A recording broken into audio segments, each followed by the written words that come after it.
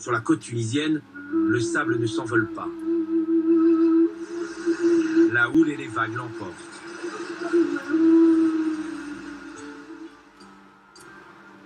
Nous sommes à moins de 50 km à vol d'oiseau de Médonine. Djerba, l'un des hauts lieux de l'Odyssée d'Ulysse. Homère, comme d'autres poètes, ont encensé cette île. Djerba la douce, l'enchanteresse. Mais que reste-t-il désormais de ces paysages qui avaient fasciné Ulysse?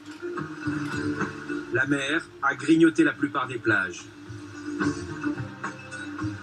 Sur près de 10 km, nous survolons l'une des zones touristiques. Pour bien les habitants, Djerba a été vendu aux promoteurs d'un tourisme de masse. Des promoteurs qui ont construit leurs hôtels les pieds dans l'eau. Nasser Bouabid préside une association locale qui se bat contre ces méga-complexes qui, à ses yeux, ne font que défigurer l'île de Djerba.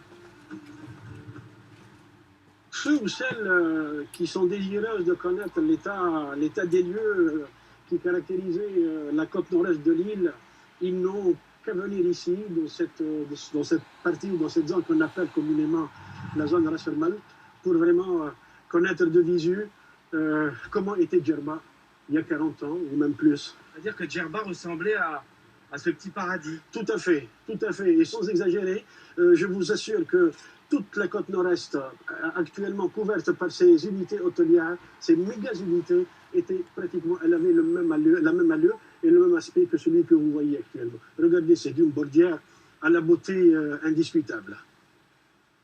Toutes ces dunes qui couvraient la côte nord-est de l'île ont été arasées ignoramment pour permettre la construction de ces hôtels. Donc, nous ne sommes pas contre l'exploitation des potentialités touristiques de l'île, mais nous sommes contre cette exploitation irrationnelle qui a malheureusement défiguré, qui a beaucoup plus nui à l'île que servi.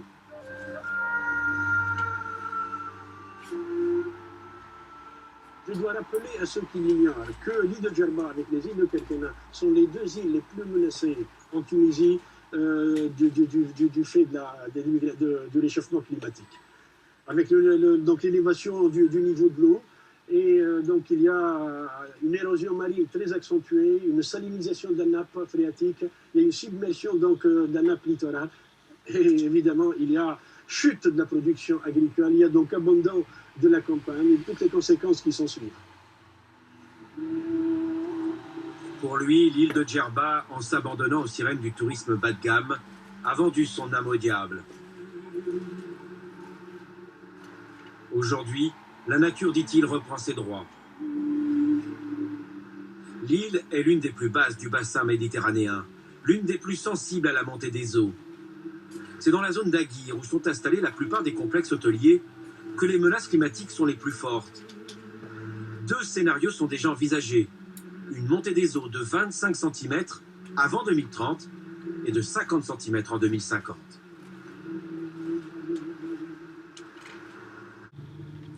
Embarrassés, les responsables de l'agence du littoral renvoient la balle au gouvernement.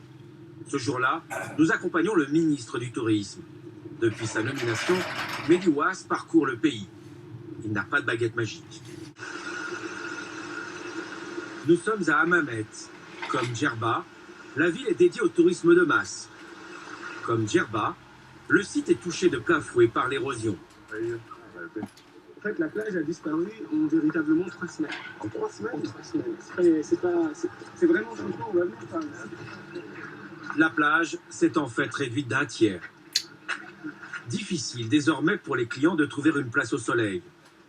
Selon le directeur de l'hôtel, c'est une digue en épi située en amont qui a provoqué la disparition de tonnes de sable. Le commanditaire de cet ouvrage n'est autre que l'ancien président Ben Ali en personne. Sous l'ère du président Ben Ali, un plan d'adaptation au changement climatique avait été mis en place.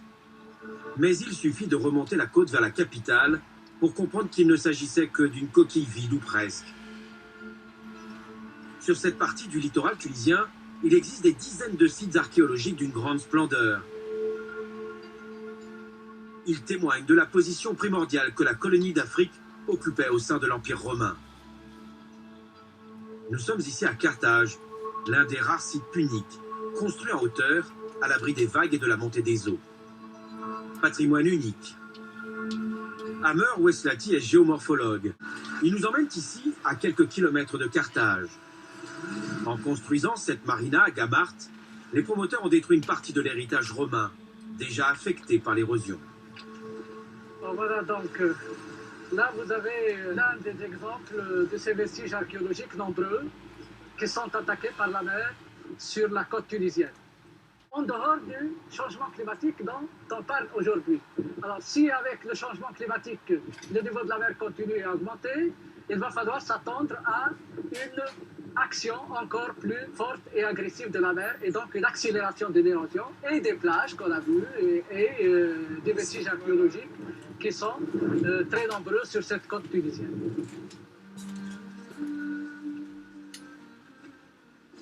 Il y a des sites qui sont dans un état encore plus catastrophique qu'ici.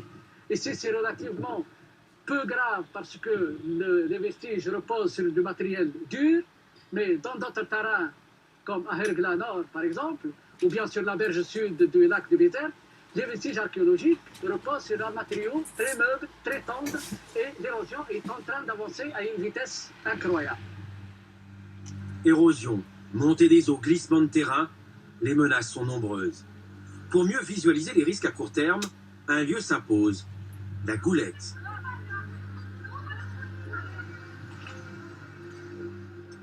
Jusqu'à l'indépendance de la Tunisie, c'était l'une des stations balnéaires les plus courues du pays. Une époque révolue. Le départ des immigrés italiens et une violente tempête ont eu raison de ce lieu de villégiature de la bourgeoisie locale. Nous sommes à la Golette. Cette côte était bien connue et réputée pour ses plages, mais avec le temps et suite à ces constructions de bord de mer, les plages ont commencé à connaître une érosion importante. Et à l'occasion d'une tempête exceptionnelle en janvier 1981, il y a eu une érosion très importante. Et à la suite de cette érosion, une décision a été prise pour intervenir et protéger. Et nous sommes là devant ces travaux de protection, ces ouvrages de protection qui ont pris la place de l'ancienne tâche. Des centaines de mètres d'enrochement protègent désormais la grande plage artificielle de la Goulette. En janvier 1981, la mer arrivait jusqu'au pied des constructions là-bas. Et en janvier 1981, bien entendu, avec la tempête, toutes ces plages ont été érodées. Et donc voilà, tout ça c'est artificiel. Et au niveau de l'efficacité de la protection, est-ce que ça va? C'est bien? Alors ça protège bien entendu, mais on a perdu le paysage naturel. Ça protège les maisons, mais vous avez une idée là de la qualité de la plage. Ce n'est pas le sable mobile, ce n'est pas la plage naturelle. Vous voyez d'ailleurs l'humidité et c'est un sable qui se tasse.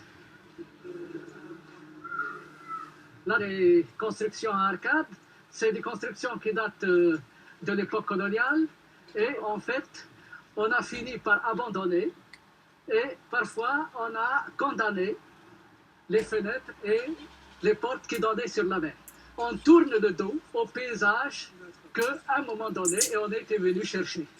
On n'est plus intéressé par le paysage sur la mer parce qu'il n'y a plus le paysage qu'on était venu chercher à l'origine.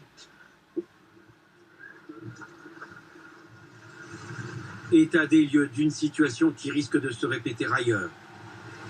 Comme ici à Soliman, nous sommes toujours dans la périphérie de Tunis. La plage est chaque année de plus en plus étroite. On a là vraiment l'illustration typique de cette érosion farouche. Alors il y a seulement 3-4 ans, l'extrémité de cette chaussée, on l'a voyé, on l'a touché du côté de la mer. Donc il faut imaginer un recul très important. Alors, des calculs ont été faits, ça donne en moyenne un recul de l'ordre de 2 mètres par an. Pour certaines périodes, ça, comme pour la période 2003-2004, ça a atteint une vitesse de 5 mètres par an.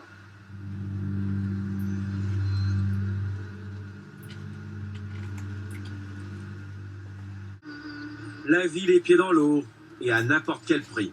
Depuis 2008, des villas sont construites sur ces terrains de plus en plus fragiles. Le propriétaire n'a eu aucun scrupule à vendre ces terres qui, un jour ou l'autre, se retrouveront submergées. Ce qu'il y a d'un peu extraordinaire, c'est que en fait, les lots les plus proches de la mer sont les lots les plus chers. Mais ce sont les lots les plus menacés et les lots qui seront les plus menacés dans les années à venir. Menacés. Quand on a acheté la maison il y a un an, personne ne nous a prévenu du danger. On ne savait pas. Bien sûr, si D'accord, mais regardez la route là-bas.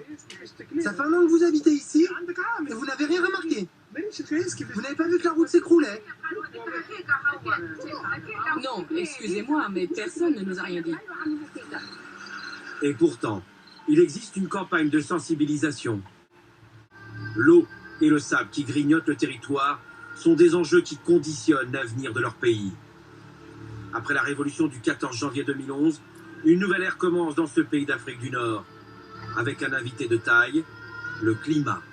Assurément, les nouvelles autorités vont devoir composer avec cet interlocuteur qui risque bien de bouleverser, encore et pour longtemps, la vie quotidienne des 10 millions de Tunisiens.